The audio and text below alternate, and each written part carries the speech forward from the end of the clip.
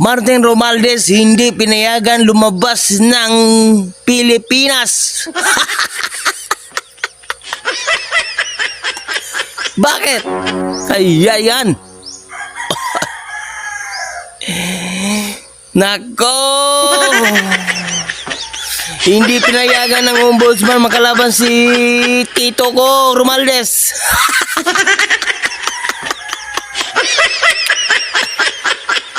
At mayroon pang siyang sinasabi mga idol. Marami daw alam siya sa ngayon, kasalukuyan ngayong administrasyon. Alaka! Ano yan, Tito? Laglaga na?